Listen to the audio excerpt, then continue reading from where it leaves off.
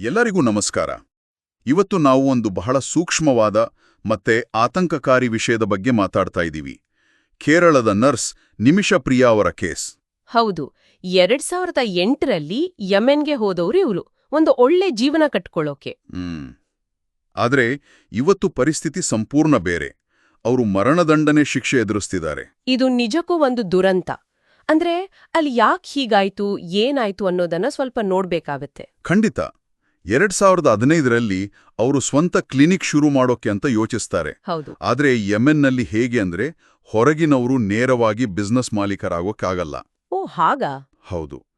ಅದಕ್ಕೆ ತಲಾಲ್ ಅಬ್ದೋ ಮಹದಿ ಅನ್ನೋ ಸ್ಥಳೀಯ ವ್ಯಕ್ತಿ ಜೊತೆ ಪಾರ್ಟ್ನರ್ಶಿಪ್ ಮಾಡ್ಕೋಬೇಕಾಯ್ತು.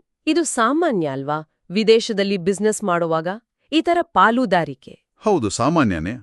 ಆದ್ರೆ ಆಕ್ಚುಲಿ ಈ ಕೇಸ್ನಲ್ಲಿ ಅದೇ ಸಮಸ್ಯೆಗಳ ಮೂಲ ಆಯ್ತು ಅಂತ ನಿಮಿಷಾ ಅವರ ಆರೋಪ. ಏನ್ ಹೇಳ್ತಾರೆ ಅವರು? ಮಹದಿ ಅವರು ಅಂದ್ರೆ ಪಾಸ್ಪೋರ್ಟ್ ಇಟ್ಕೊಂಡ್ಬಿಟ್ಟಿದ್ರು, ಹಣ ದುರುಪಯೋಗ ಮಾಡಿದ್ರು, ಮತ್ತೆ ದೈಹಿಕವಾಗಿಯೂ ಹಿಂಸೆ ಕೊಡ್ತಿದ್ರು ಅಂತ. ಅಯ್ಯೋ, ಇದು ತುಂಬಾ ಸೀರಿಯಸ್ ಆರೋಪಗಳು. ಖಂಡಿತ. ಒಬ್ಬ ವಿದೇಶಿ ಮಹಿಳೆ ಬಹುಶಃ ಅಲ್ಲಿ ಹೆಚ್ಚು ಸಪೋರ್ಟ್ ಇಲ್ದೆ ಈ ತರ ಶೋಷಣೆ, ಅದರ ಪರಿಣಾಮಗಳು ಊಹಿಸೋಕು ಕಷ್ಟ. ಹೌದು. ಆಮೇಲೇನಾಯ್ತು? ಪರಿಸ್ಥಿತಿ ಯಾವಾಗ ಕೈಮೀರಿತು?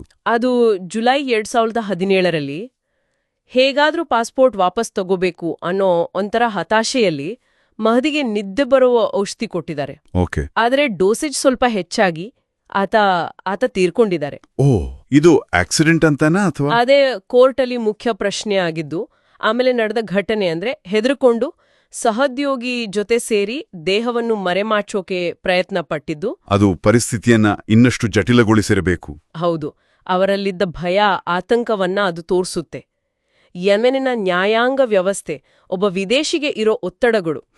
ಕೋರ್ಟೇನ್ ಆಯಿತು. 2018ರಲ್ಲಿ ಇದು ಪೂರ್ವನಿಯೋಜಿತ ಕೊಲೆ ಅಂತ ತೀರ್ಪು ಬಂತು.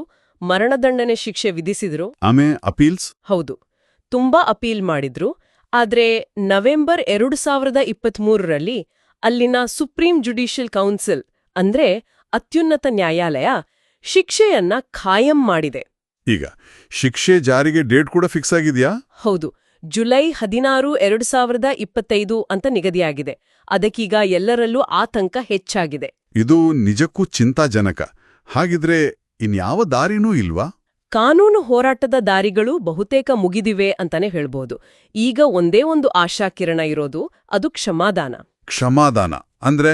ಯೆಮೆನ್ ಕಾನೂನಿನಲ್ಲಿ, ಶರಿಯಾ ಕಾನೂನಿನ ಪ್ರಕಾರ ದಿಯಾ ಅಂತ ಒಂದು ವ್ಯವಸ್ಥೆ ಇದೆ. ಇದನ್ನ ಬ್ಲಡ್ ಮನಿ ಅಂತಾನೂ ಕರೀತಾರೆ. ಓಕೆ, ಅದು ಹೇಗೆ ಕೆಲಸ ಮಾಡುತ್ತೆ? ಏನಪ್ಪಾ ಅಂದ್ರೆ, ತೀರಿಕೊಂಡ ವ್ಯಕ್ತಿಯ ಕುಟುಂಬಸ್ಥರು ಪರಿಹಾರದ ಹಣವನ್ನ ಒಪ್ಪಿಕೊಂಡು ಅಪರಾಧಿಯನ್ನ ಕ್ಷಮಿಸಬಹುದು. ಹಾಗಿದ್ರೆ ನಿಮಿಷಾ ಅವರ ಕಡೆಯವರು ಅದಕ್ಕೆ ಪ್ರಯತ್ನ ಮಾಡ್ತಿದ್ದಾರಾ? ಖಂಡಿತ. ನಿಮಿಷಾ ಅವರ ತಾಯಿ ಮತ್ತೆ ಸೇವ್ ನಿಮಿಷಾ ಪ್ರಿಯಾ ಆಕ್ಷನ್ ಕೌನ್ಸಿಲ್ ಅಂತ ಒಂದು ಗುಂಪು ಸೇರಿ ಸುಮಾರು $1 ಮಿಲಿಯನ್, ಅಂದ್ರೆ ಸುಮಾರು 8 ಕೋಟಿ ರೂಪಾಯಿ ದಿಯಾ ಕೊಡಕ್ಕೆ ಸಿದ್ಧರಿದ್ದಾರೆ. 8 ಕೋಟಿ ದೊಡ್ಡ ಮೊತ್ತ. ಆದ್ರೆ ಮಹದಿ ಅವರ ಕುಟುಂಬದಿಂದ ಇನ್ನೂ ಒಪ್ಪಿಗೆಯ ಸೂಚನೆ ಬಂದಿಲ್ಲ. ಅವರ ಒಪ್ಪಿಗೆನೇ ಇಲ್ಲಿ ಮುಖ್ಯ. ಅವರಿಲ್ಲದೆ ಕ್ಷಮೆ ಸಿಗಲ್ಲ. ಇದೊಂದು ದೊಡ್ಡ ಅಡಚಣೆ ಅಲ್ವಾ? ಹೌದು. ಇದರ ಜೊತೆಗೆ ರಾಜತಾಂತ್ರಿಕ ಸಮಸ್ಯೆಗಳೂ ಇವೆ. ಹೇಗೆ? ಭಾರತ ಸರ್ಕಾರಕ್ಕೆ ಸನಾದಲ್ಲಿರೋ ಹೌತಿ ಆಡಳಿತ ಇದೆಯಲ್ಲ, ಅವರ ಜೊತೆ ನೇರವಾದ ರಾಜತಾಂತ್ರಿಕ ಸಂಬಂಧಗಳಿಲ್ಲ. ಫಾರ್ಮಲ್ ಟೈಸ್ ಇಲ್ಲ.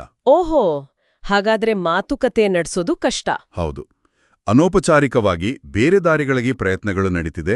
ಕಾನ್ಸುಲರ್ ಸಹಾಯ ಕೊಡ್ತಾ ಇದ್ದಾರೆ. ಆದ್ರೆ ಇದು ಪ್ರಕ್ರಿಯೆಯನ್ನ ನಿಧಾನ ಮಾಡುತ್ತೆ, ಕಷ್ಟನೂ ಮಾಡುತ್ತೆ. ಭಾರತದಲ್ಲಿ ಇದಕ್ಕೆ ಪ್ರತಿಕ್ರಿಯೆ ಹೇಗಿದೆ? ಜನರು, ಸಂಘಟನೆಗಳು ತುಂಬಾ ಜನ ಬೆಂಬಲ ವ್ಯಕ್ತಪಡಿಸ್ತಿದ್ದಾರೆ. NGOಗಳು, ಆಕ್ಟಿವಿಸ್ಟ್ಗಳು ಎಲ್ಲರೂ ಸರ್ಕಾರದ ಮೇಲೆ ಒತ್ತಡ ತರ್ತಾ ಇದ್ದಾರೆ. ಹಿಂದೆ ಕುಲಭೂಷಣ್ ಜಾಧವ್ ಕೇಸ್ನಲ್ಲಾದ ಹಾಗೆ ಸರ್ಕಾರ ಉನ್ನತ ಮಟ್ಟದಲ್ಲಿ ಮಧ್ಯಪ್ರವೇಶ ಮಾಡ್ಬೇಕು ಅಂತ. ನಿಮಿಷಾ ಅವರ ತಾಯಿ ಪ್ರಧಾನಮಂತ್ರಿಗಳಿಗೂ ಪತ್ರ ಬರೆದಿದ್ದಾರೆ ಅಂತ ಕೇಳಿದ್ದೆ.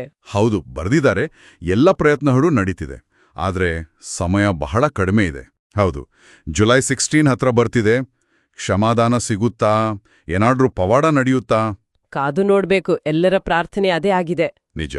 ಆದ್ರೆ ಈ ಇಡೀ ಪ್ರಕರಣ ನಮ್ಮ ಮುಂದೆ ಒಂದು ದೊಡ್ಡ ಪ್ರಶ್ನೆಯನ್ನ ಇಡುತ್ತೆ. ಒಬ್ಬ ವ್ಯಕ್ತಿ ತೀವ್ರ ಹತಾಶೆಯಲ್ಲಿ ಒತ್ತಡದಲ್ಲಿ ಒಂದು ತಪ್ಪು ಮಾಡಿರ್ತಾರೆ, ಅದನ್ನ ಕಾನೂನು ಹೇಗೆ ನೋಡ್ಬೇಕು, ಅದರಲ್ಲೂ ಬೇರೆ ದೇಶ, ಬೇರೆ ಸಂಸ್ಕೃತಿ, ಬೇರೆ ಕಾನೂನು ವ್ಯವಸ್ಥೆ, ಅಲ್ಲಿ ನೈತಿಕತೆಗೂ ಕಾನೂನಿಗೂ ಇರೋ ಗೆರೆ ಯಾವುದು? ಹೌದು, ಇದು ಯೋಚಿಸಬೇಕಾದ ವಿಷಯವೇ ಸರಿ. ಕೇಳುಗರು ಇದ್ರ ಬಗ್ಗೆ ಚಿಂತನೆ ಮಾಡಬಹುದು. ಖಂಡಿತ.